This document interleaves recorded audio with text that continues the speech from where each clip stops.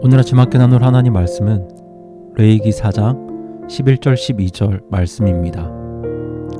그 수소의 가죽과 그것의 모든 고기와 머리와 다리와 내장과 똥 곧 그 수소 전부를 진영 밖의 재를 버리는 곳 즉 정결한 곳으로 가져다가 나무 위에서 불로 태우되 재를 버리는 곳에서 태울지니라. 아멘. 레위기 4장은 죄업물을 어떻게 드려야 하는지에 대해서 기록된 말씀입니다. 그 중에서도 오늘은 죄업물로 드려진 짐승을 태우는 장소에 대해서 말씀하고 있습니다. 죄업물의 독특한 특징 중에 하나가 바로 헌물로 드려진 짐승을 태우는 장소에 있습니다. 죄헌물은 기름 부분만 번제단에서 태울 뿐 나머지는 이스라엘의 진영 밖으로 가지고 나아가서 죄를 버리는 곳에서 태워야 했습니다. 여기서 진영 밖은 도시 밖을 말합니다. 성 밖이라고도 하죠. 예수님 당시까지만 해도 성 밖은 깨끗한 곳이 아니라 사람들이 쓰레기를 버렸던 더러운 곳이었습니다. 어떤 장소를 의인화시켜서 말한다면 그곳은 저주받은 곳이고 정죄받은 땅입니다. 만약 성 밖에 계속해서 쓰레기가 쌓이게 된다면 그 성과 도시는 정말 사람이 살기 힘들 정도로 지저분하고 더러운 장소가 될 것입니다. 하지만 진영 밖 쓰레기가 쌓인 그 땅에 불을 피워서 그것들을 모두 태워버리면 그 땅과 도시는 다시 정결해집니다. 그래서 오늘 본문은 죄를 버리고 태우는 곳을 정결한 곳이라고 말씀합니다. 쌓여진 모든 쓰레기들이 불로 태워서 죄가 될 때 그 성과 도시가 다시 깨끗하게 회복되기 때문입니다.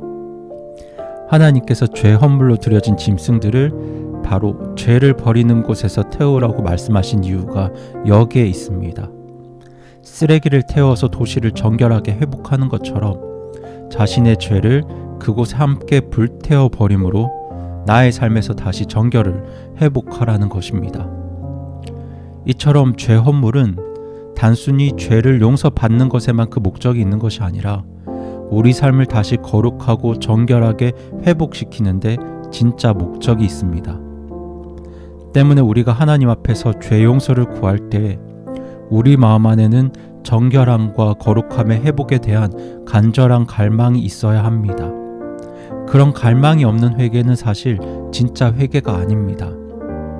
지금 내가 하나님께 지은 죄에 대해서 용서를 구하지 않으면 무언가 안 좋은 일이 일어날 것 같다는 막연한 두려움 때문에 용서를 구하는 것은 하나님께서 원하시는 진짜 회개가 아닙니다. 요한 1서 1장 9절 말씀은 우리가 죄들을 회개하고 자백해야 하는 이유에 대해서 명확하게 말씀합니다. 요한 1서 1장 9절은 이렇게 말씀합니다.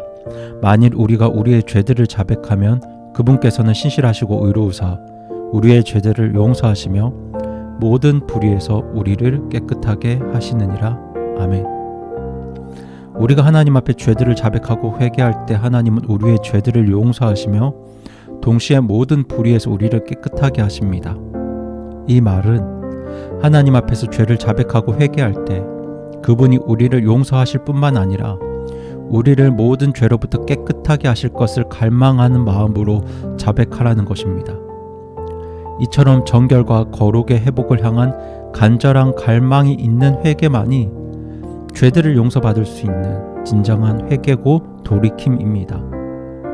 나의 죄를 진영 밖 쓰레기를 태우는 장소에서 함께 불태워 버림으로 나의 삶을 다시 정결하게 회복시켜야겠다는 그 간절한 소망이 있는 사람이 죄 업무를 통해 하나님으로부터 용서를 받고 정결함을 입을 수 있었습니다.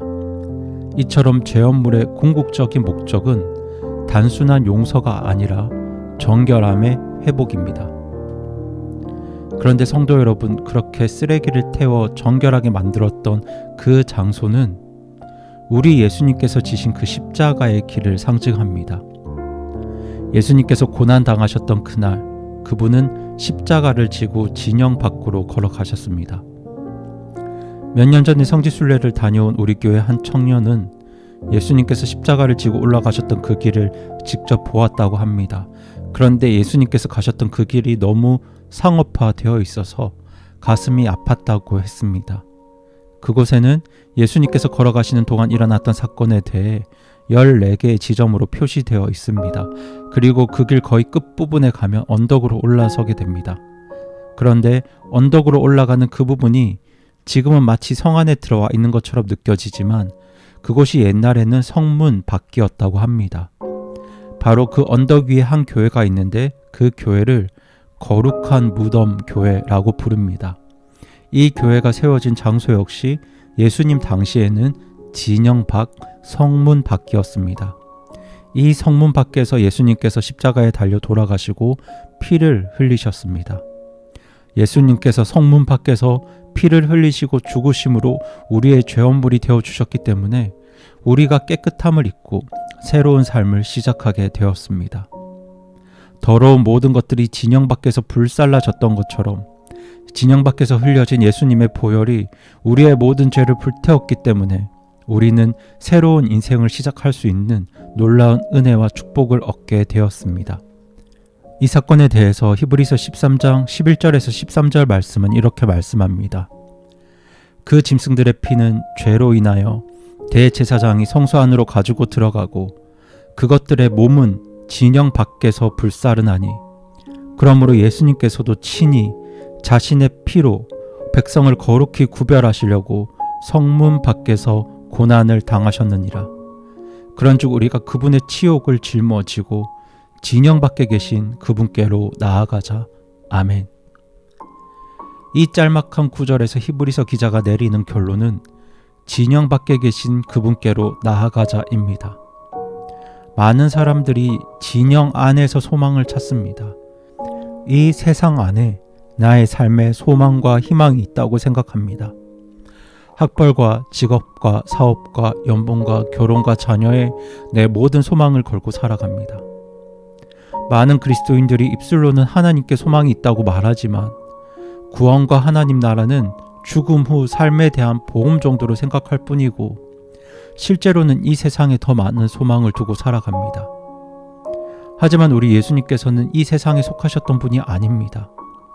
예수님께서는 끊임없이 이 세상을 본받지 말라고 말씀하셨습니다. 예수님은 모든 사람을 사랑하셨지만 세상과 죄로부터는 철저히 분리되어 계셨습니다. 때문에 우리가 정말 주님의 거룩함과 정결함을 회복하길 원한다면 진영 밖에 계신, 세상 밖에 계셨던 그분께로 나아가야 합니다. 진영 안에 있는 우리에게는 나 자신을 거룩하고 정결하게 할 수 있는 능력과 힘이 없기 때문입니다. 우리를 정결하고 거룩하게 하시는 분은 오직 진영 밖에 계신 우리 예수님 뿐입니다. 때문에 우리가 정말로 거룩하고 정결한 삶을 회복하기를 간절히 원한다면 이 세상에 동화되지 말고 이 세상을 사랑하지 말라고 말씀하신 진영 밖에 계신 예수님께 나아가야 합니다. 그렇게 세상과 구별되어 사는 삶이 잠깐 힘들고 지쳐가는 고난의 길이 될진 모르겠지만 그 길이야말로 진정한 생명의 길이고 소망의 길입니다. 이 길을 간절히 갈망하고 소망하는 사람만이 정말 치열한 영적 전쟁 속에서도 죄와 싸우며 살아갑니다. 성도 여러분, 살아있는 것만이 독에 대항합니다. 우리 육신도 살아있을 때 우리 몸에 들어오는 바이러스와 독과 매일매일 싸우며 전쟁을 치릅니다. 그 독과 해로운 세균을 몸 안에서 몰아내기 위해 우리 몸의 생체 방어 시스템인 면역계는 오늘도 치열한 싸움을 벌이고 있습니다. 하지만 몸이 죽으면 전쟁도 없습니다. 수많은 독과 미생물이 내 몸을 부패하게 하도록 그냥 방치합니다. 이처럼 주님 안에 진정한 생명이 있는 사람은 나의 삶을 정결케 하기 위해서 수많은 삶의 독과 바이러스들과 치열한 전쟁을 벌입니다. 하지만 생명이 아예 없거나 영적으로 건강하지 못한 사람, 그리고 식어져 가는 사람은 그러한 영적 전쟁이 없습니다. 성도 여러분은 오늘 어떤 삶을 살고 계십니까? 또 어떤 삶을 바라고 계십니까? 그리고 어떤 삶이 더 건강하고 행복한 삶이라고 생각되십니까? 저와 여러분이 정말 가치 있고 소망 있는 거룩한 삶을 바란다면 우리는 진영 밖에 계신 예수님을 바라보아야 합니다. 이 세상을 사랑하지 말고 이 세상에 동화되지 말고 진영 밖에서 나의 모든 죄를 다 태워버리신, 우리의 죄를 모두 없이 하신 우리 예수님을 보고 예수님을 따라가야 합니다. 이 세상에서 성공한 사람들을 나의 모델로 삼지 말고 진영 밖에서 우리의 모든 죄들을 없이 하시고, 그리고 누구보다 거룩하고 깨끗한 삶을 사신 우리 예수님을 나의 모델로 삼고 살아갑시다. 그것이 우리가 주님의 거룩함과 정결함을 회복하고 닮아갈 수 있는 유일한 길이기 때문입니다. 그렇게 우리가 죄 가운데 살아가지만 예수님을 바라보고 예수님을 의지해서 회개하고 자백하는 삶을 살 때 우리의 삶이 거룩하고 정결하게 회복되기를 간절히 소망하는 마음으로 오늘 말씀을 마칩니다.